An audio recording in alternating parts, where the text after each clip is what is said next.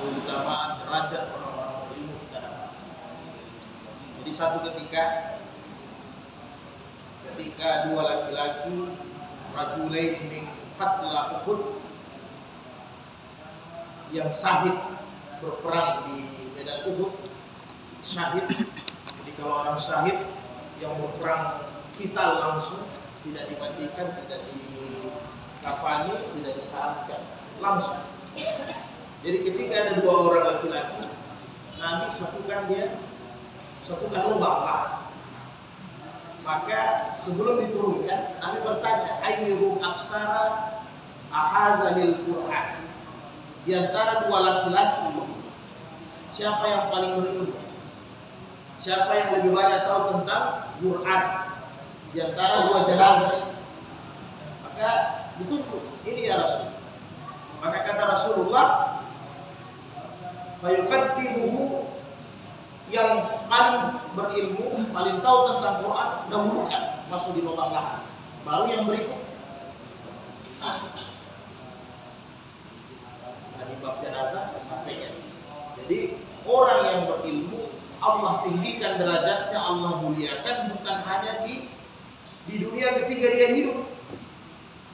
Jadi orang berilmu ini punya derajat sampai di akhirat, bahkan ketika mau meninggal. Rasul bedakan. Ketika mau dikasih masuk di lubang lahat, apa kata Nabi? Siapa yang paling berilmu? Dahulukan masuk di lubang lahat. Bukan orangnya, tapi ilmu di kepalanya. Quran yang dia miliki itu derajatnya tinggi. Sehingga kata Nabi, dahulukan orang yang lebih berilmu daripada yang di belakang. Kira-kira begitu. Jadi orang berilmu masuk surga sampai di akhirat derajatnya. Insya Allah kita dapatkan. Jadi berilmu ini tidak harus jadi ulama, tapi kita mau senantiasa belajar. Itu orang berilmu. A'udzubillahi minasyaitonirrajim. Bismillahirrahmanirrahim. An Ali radhiyallahu anhu qala sami'tu Nabi sallallahu alaihi wasallam yaqul la tagalu fil kafan fa innahu yuslamu syari'at. Janganlah kalian cari kafan yang terlalu mewah. Jangan juga terlalu gal, terlalu mahal. Mewah, mahal untuk kafan. Karena kata Rasul, itu kain kafan yuslamu syari'at, dia akan hancur. Dia akan hancur. Jadi kata Nabi, baguskan kafan saudaraku, yang lalu sudah kita bahas, yaitu kalau dia meninggal malam, kemudian kita mau melaksanakan prosesinya malam, jangan orang kita bilang modelnya sembarangan, kayak juru-juru jadinya. Sudah sembarang, lipatannya 3 sudah miring, tidak lurus, talinya tidak rapi. Ini yang dilarang sama Nabi. Jadi baguskan kain kafannya, rapikan. Bukan berarti beli yang mahal, sehingga hadis ini nanti tidak berbenturan. Jadi dirapikan, dibaguskan, tetapi jangan cari yang mahal karena dia hancur. Kain kafan kan belacu. Kain kafan itu belacu. Jadi satu-satunya harta yang kita bawa, kalau bapak punya penghasilan 10 juta satu bulan, bapak 50 juta, antum 500.000, kan begitu. Tapi 3 orang contoh ini hakikatnya yang dibawa sama, kain belacu warna putih tanpa berjahit, sama yang dibawa. Jadi kita hidup ini untuk beli kain kafan, saudara. Jadi kalau ukurannya kain kafan, senantiasa kita bersyukur. Berapapun pendapatannya cukup untuk beli kain kafan. Ya. Nah, lebih lagi ya. Untuk kain kafan harus bersyukur. Karena hakikatnya hanya kain kafan yang dibawa. Masuk parman saya sama, kain kafan. Tidak ada harta lain. Tidak ada harta lain. Jadi jangan dicari yang mahal. Karena dia meninggal orang besar, dia meninggal pejabat, dia meninggal orang tajir. Padahal di hadapan Allah semua manusia sama. Kain kafannya sama. An Aisyah qala law mutti qabli lagassaltuki. Al hadis rawah Ahmad, ditambah lagi an Asma binti Umais radhiyallahu anha an Fatimah radhiyallahu anha awsat ayyugassi laha Aliyun radhiyallahu taala an. Baru sahih. Jadi kata Rasul kepada Aisyah, kalau engkau mati, wahai Aisyah, saya mandikan. Tapi kalau berkata begini sama istri kita dengan perkataan yang lembut, nanti dia tersinggung, ente doakan alamat supaya ente jawab lagi. Jadi ini contoh yang Nabi sampaikan. Aisyah jangan khawatir, kalau engkau mati saya yang mandikan, karena istri-istri Nabi dan memang sahabi-sahabi di zaman Nabi sangat menjaga mereka punya aurat, ya kan? Yang lalu kita sudah bahas, Aisyah itu ingin berdampingan dengan Nabi dengan bapaknya, tapi karena ada Abu Bakar di situ tidak jadi beliau dikuburkan di sini, karena saya malu ada Abu Bakar di sini. Bayangkan sampai mau meninggal dia tetap malu. Jadi kata Rasul, saya mandikan. Jadi ini menandakan bolehnya suami memandikan istrinya. Jadi kalau istri kita yang meninggal, kita yang mandikan. Sebaliknya juga begitu. Bahkan Fatimah memesan, buat wasiat. Kalau saya duluan meninggal dari Ali suami saya wasiatkan Ali bin Abi Thalib suami saya yang mandikan saya. Karena Fatimah tahu Rasul berkata begitu juga sama istrinya. Boleh disampaikan. Tapi harusnya kalau menyampaikan istri kita, jangan istri dulu dibilang mati. Kita, Bu, kalau ada yang mati duluan, ibu yang mandikan saya. Begitu cara. Jangan dibalik dia. Jangan kita bilang kalau ente yang mati, ada yang mandikan. Ente doakan anak mati itu.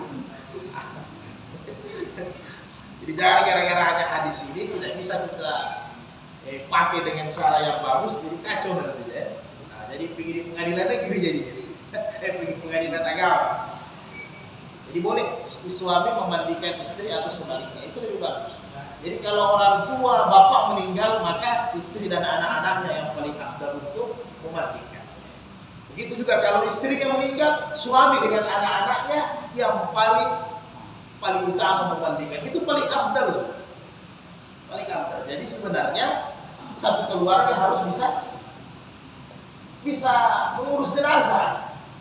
Satu keluarga harus bisa mengurus jenazah, tidak bisa tidak. Kemudian Al-Buraidah fi Kisatil Ghamidiyah, ya ini sahabat Ghamidiyah ini sahabat yang luar biasa, sahabat. Allati amara Nabi sallallahu alaihi wasallam birajamhiya fi zina. Qal summa amara biha fasalli 'alaiha wa dufinat, rawahu Muslim. Jadi ini kisahnya panjang. Saya potong. Jadi ini sahabi bernama Ghamidiyah. Dia sempat berzina. Nah, ini peringatan untuk kita semua. Dia sempat berzina. Tiba-tiba dari hasil zina itu, tapi dia posisi ini posisi janda. Jadi dari dulu-dulu janda ini memang luar biasa cobaan. Luar biasa cobaan. Kalau sekarang yang lebih hebat lagi, perselingkuhan berzina, masih ada suami, masih ada istri. Ini zaman modern. Ya. Jadi ketika Ghamidiyah ini sahabat, dia habis berzina, perempuan ini wanita, dia datang sama Nabi. Ya Rasul, saya habis berzina dan saya hamil. Nabi bilang pergi. Jadi lihat cara Islam menerapkan hukum. Ya. Setelah diusir sama Nabi, dia datang lagi besoknya. Ya Rasul, saya habis berzina, pergi. Habis suruh pergi. Coba kita telah kisahnya. Setelah itu, dia datang lagi ketiga kali. Ya Rasul, saya betul-betul berzina, saya siap untuk dihukum. Maka apa kata Rasul? Kau balik dulu, lahirkan dulu anak. Karena yang ada di perut ini tidak bisa menanggung dosa orang tuanya. Kamu pulang, selesaikan. Setelah melahirkan Ghamidiyah ini datang ulang sama Nabi. Dia datang ulang sama Nabi, dia bilang, saya sudah melahirkan ya Rasul. Rasul kasih ruksa lagi keringanan. Kau selesaikan dia punya menyusui. Sapi dia sampai dewasa, berarti kurang lebih 2 tahun setengah. Aturan menyusui bayi 2 tahun setengah baru boleh dilepas. Kalau di bawah 2 tahun setengah berdosa itu.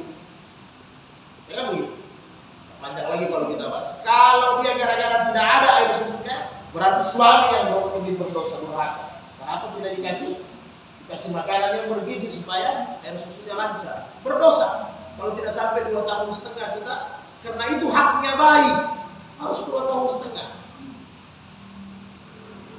Jadi bukan hanya orang medis saja, karena dari dulu diperintahkan oleh Al-Quran. Bahkan salah sunnah syahran, kalau bisa 30 bulan, kayak begitu. Setelah 30 bulan disusui ini, dibawa ini data pulang sama Nabi, ya Nabi, saya sudah datang. Nabi lihat ini anak sementara makan roti, berarti sudah mulai mandiri. Sudah mulai mandiri. Nabi bilang betul-betul anti ini mau dihukum. Iya Rasul. Maka Nabi sampaikan, Nabi lelang itu kan. Siapa yang mau pelihara ini anak? Ada sahabat mau ambil ini anak. Selesai. Setelah itu Nabi perintahkan kalau rajam itu digali lubang. Nanti di bab had kita akan bahas. Digali lubang, ditanam orang sampai kepala. Karena itu nanti lubang lahatnya juga. Ditanam sampai di kepala. Setelah itu semua penduduk kau, kalau RT, kalau RW, kumpul. Masing-masing pegang batu. Tidak boleh batu kecil, batu yang harus mematikan. Ukurannya kurang lebih begitu. Masing-masing pegang batu. Jadi satu kampung itu yang ada, kalau RT, RW, lempari sampai mati. Jadi tibalah gilirannya Khalid bin Walid. Khalid bin Walid ini kan singanya pasukan Islam salah satunya. Ketika dia sudah mu'allaf masuk Islam. Ketika Khalid yang hantam, darahnya ini gadania terpercik sama Khalid bin Walid. Kena. Setelah kena, dia sampaikan celaka ini wanita itu, karena dia kena darah kan, sempat lapasnya keluar, celaka kau. Artinya kau sudah dihukum, kasih kena lagi saya darahmu. Jadi bagaimana kerasnya percikan darahnya itu sampai kena Khalid itu. Jadi jaraknya harus dekat, tidak bisa jaraknya jauh, nanti kena orang disulam. Jaraknya harus dekat. Apa kata Rasul? Ya Khalid, salah perkataan. Karena sesungguhnya dia mendatangi hukum kata Nabi, sehingga dia ahli surga. Ini hukum had nanti kita pelajari. Jadi kalau orang zina hati-hati. Laki-laki perempuan yang sudah pernah menikah, akad nikah secara sah, kalau dia berzina maka hukumnya rajam. Sehingga orang yang berzina kalau dia masih hidup dibilang bangkai berjalan. Orang yang berzina itu bangkai berjalan. Cukupkah dengan tobat? Nanti di bab had kita bahas. Tidak apa-apa saya singgung memang. Cukupkah dengan bertobat? Tobatnya hak, dosa hak harus dihukum hak. Tidak bisa dengan istighfar. Harus dihukum hak.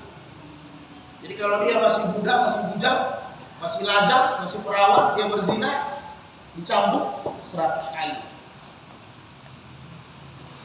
Jadi ringkas, kalau orang yang berzina dia meninggal hanya dengan tobat, bukan dengan hukum had, maka nanti di hari kemudian dia harus dihukum had.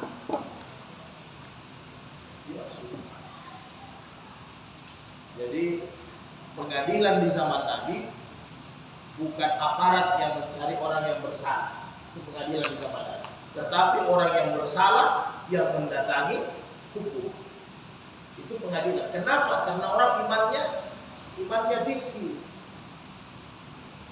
Kalau tidak ada kasus gadimia ini, maka tidak ada contoh zina. Jadi di zaman Nabi sudah dirajam. Di zaman Nabi ada rajam. Hanya mungkin karena hukum kita hukum positif di Indonesia tidak dibolehkan dan tidak ada. Kalaupun ada yang mau harus sembunyi. Kalau dia mau dihukum zina ya harus sembunyi. Tidak boleh terekspos kan begitu. Karena kalau terekspos bahaya, pidana yang hukum. Dan aturannya hukum zina juga kalau orang berzina tidak ada yang lapor, ya tidak ada, suka sama suka berarti alas, tidak ada hukuman. Jadi itu cantiknya di zaman Nabi, orang yang bersalah yang mendatangi hukum, tidak perlu hukum yang mengejar-kejar. Kalau hukum yang mengejar-kejar terlalu banyak suap menyuapnya, terlalu banyak tete-bengeknya. Jadi wanita ini masuk surga kata Nabi, ini wanita masuk surga. Walaupun dia sempat berzina, tapi dia sempat tobat dan dia bayar hukum had, dengan dirajam. Jadi harus dirajam. Jadi kalau ada yang berzina, siapa saja, tapi sebelum dia hijrah, insya Allah Allah ampuni dosanya. Tidak perlu lihat. Yang penting dia ketika itu belum tahu. Jadi yang sudah duduk dalam ta'lim, sudah tahu apa berzina, ya memang dosanya besar. Kalau tidak mau disiksa di dunia, tidak apa-apa. Nanti di hari kemudian dihukum mati. Tetap harus. Yang pencuri sampai 1 nisan harus dipotong tangannya di hari kemudian kalau dia dapat dipotong tangannya. Selanjutnya, jadi orang yang dirajam begini dimandikan, dikafani, disalatkan. Ya. Jadi orang dirajam, dimandikan, dikafani, disalatkan. An Jabir bin Samurah radhiyallahu anhu sallallahu birajulin qatala nafsa, laki-laki yang menembak, menusuk dirinya sudah. Falam yusalli alaihi, sama hadis-hadis yang lalu bahwa Nabi tidak mensalatkan orang yang mati dengan keadaan bunuh diri. Ya.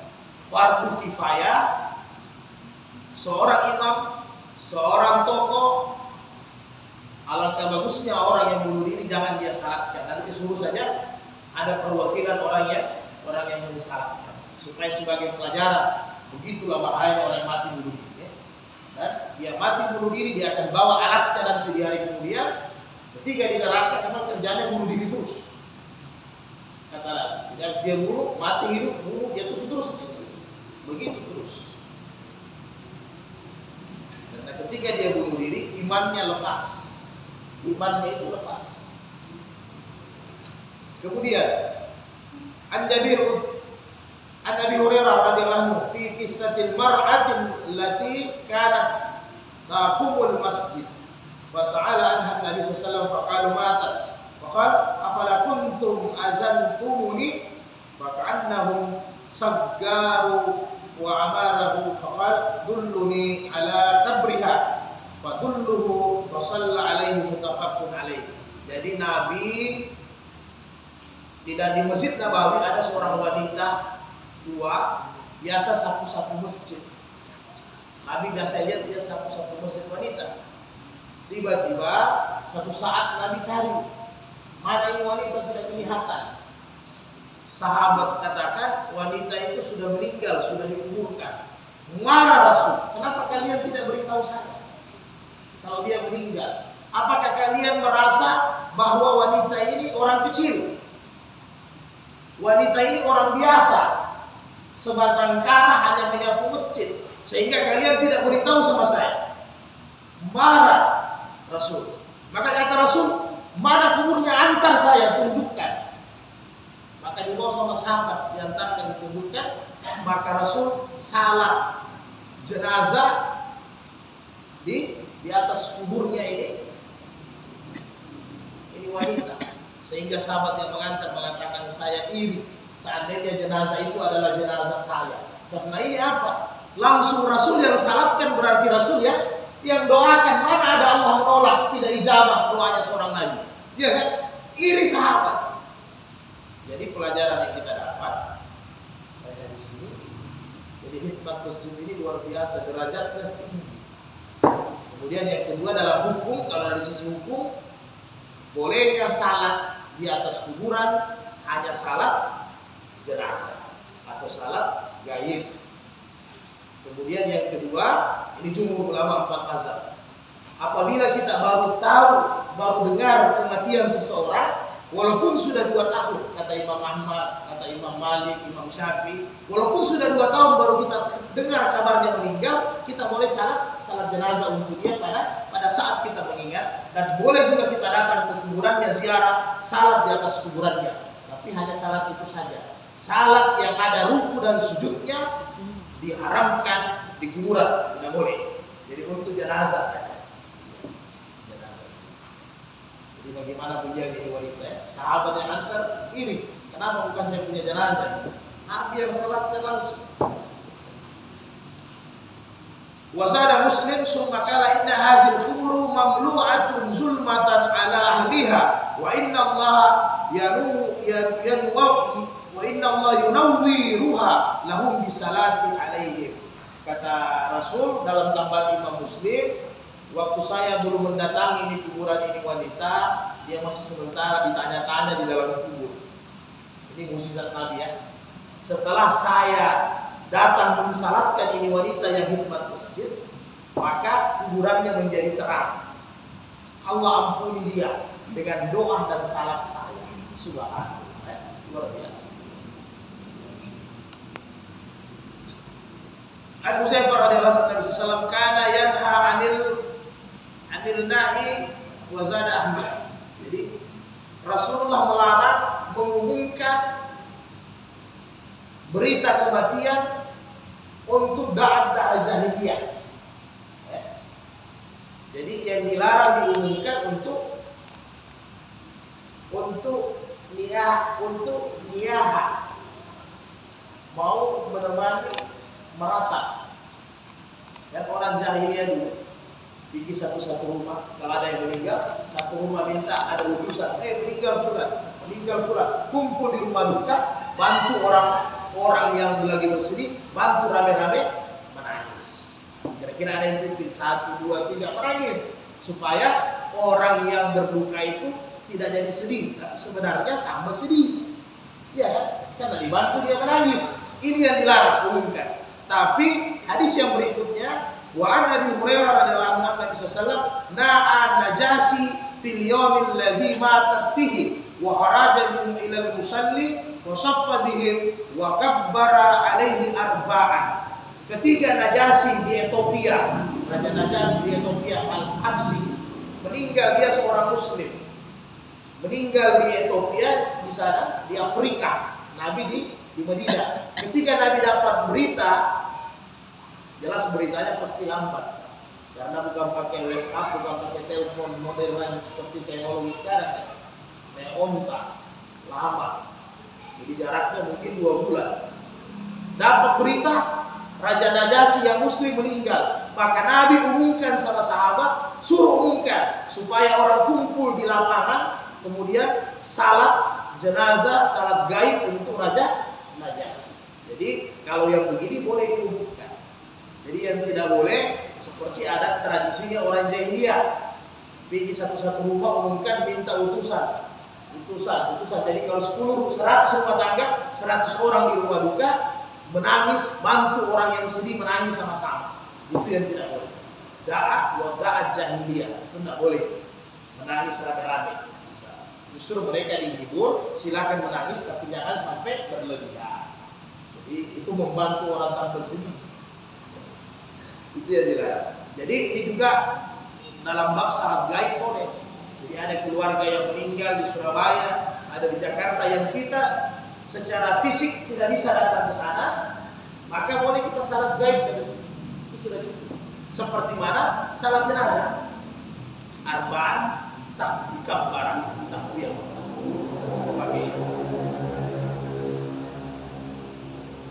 Kemudian Ibnu Abbas sami'tu Rasulullah yaqul ma min rajulin muslim yamutu fa yaqumu ala janazatihi 40 rajulan la yusyrikuna billahi syai'an illa safahumullahu fihi, rawahu Muslim. Subhanallah. Siapa orang muslim meninggal kemudian disalatkan 40 orang, orang-orang yang menyalatkan ini adalah orang-orang yang saleh. Apa tanda-tanda ini orang saleh? Ini adalah orang yang rajulan la yusyrikuna Allah, laki-laki 40 orang yang taat beribadah, dia tidak syirik kepada Allah. Kalau ada 40 orang ini yang menyalahkan kita, maka Allah memberikan kemudahan syafaat bagi jenazah. 40 orang. Jadi yang di hadis yang lain hadis sahih mi'atu 100 orang.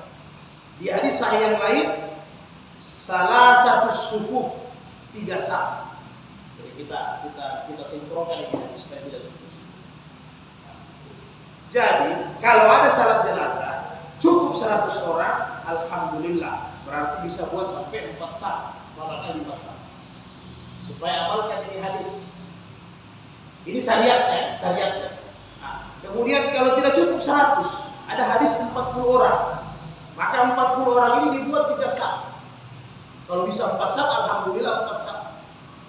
Tidak sampai 40 orang, ada lagi hadis bisa dapat kebaikan ini almarhum dibuat tiga saf. Jadi kalau hanya 30 orang tidak sampai 40 orang, maka buat saja 3 saf, masih masuk dalam kategori hadis ini. 140 atau 3 saf. Jadi kalau hanya 10 orang, berarti imam jenazah di depan, kemudian 3. Jadikan dia 3 saf supaya dapat